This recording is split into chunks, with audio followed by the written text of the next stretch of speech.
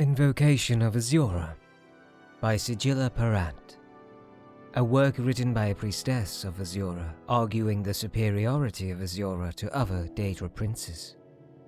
For 300 years I have been a priestess of Azura, the daedric princess of Moon Shadow, mother of the rose and queen of the night sky.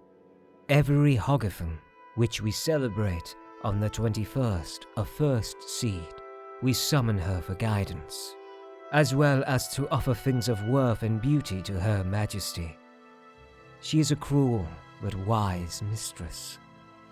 We do not invoke her on any Hogithum troubled by thunderstorms, for those nights belong to the Mad One Sheogorath. Even if they do coincide with the occasion, Azura at such times understands our caution.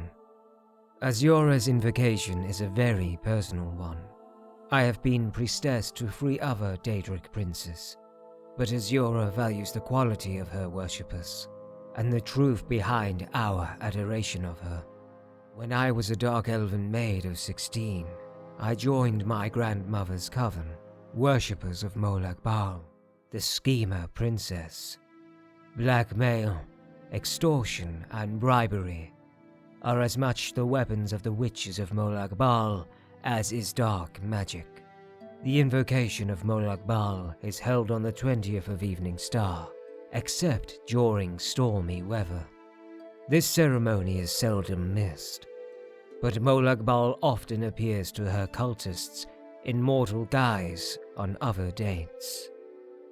When my grandmother died in an attempt to poison the air of Firewatch, I re-examined my faith in the cult.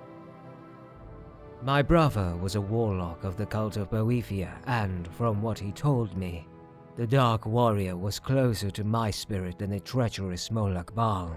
Boethiah is a warrior princess who acts more overtly than any other daedra. After years of skulking and scheming, it felt good to perform acts for a mistress which had direct, immediate consequences. Besides, I liked it that Boethiah was a daedra of the Dark Elves. Our cult would summon her on the day we called the Gauntlet, the 2nd of Sun's Dusk. Bloody competitions would be held in her honor, and the duels and battles would continue until 9 cultists were killed at the hands of other cultists. Boethiah cared little for her cultists. She only cared for our blood. I do think I saw her smile when I accidentally slew my brother in a sparring session. My horror, I think, greatly pleased her. I left the cult soon after that. Boethiah was too impersonal for me, too cold. I wanted a mistress of greater depth. For the next 18 years of my life, I worshipped no one. Instead, I read and researched. It was in an old and profane tome that I came upon the name of Nocturnal. Nocturnal, the night mistress. Nocturnal, the unfathomable. As the book prescribed, I called to her on her holy day, the 3rd of Half-Fire. At last I found the personal mistress I had so long desired. I strove to understand her labyrinthine philosophy, the source of her mysterious pain. Everything about her was dark and shrouded, even the way she spoke and the acts she required of me. It took years for me to understand the simple fact that I could never understand Nocturnal. Her mystery was as essential to her as savagery was to Boethiah, or treachery was to Molag Bal. To understand Nocturnal is to negate her, to pull back the curtains cloaking her realm of darkness.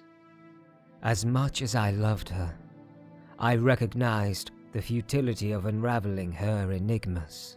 I turned instead to her sister, Azura. Azura is the only daedra princess I have ever worshipped who seems to care about her followers. Molag Bal wanted my mind, Boethiah wanted my arms, and Nocturnal perhaps my curiosity. Azura wants all of that and our love above all.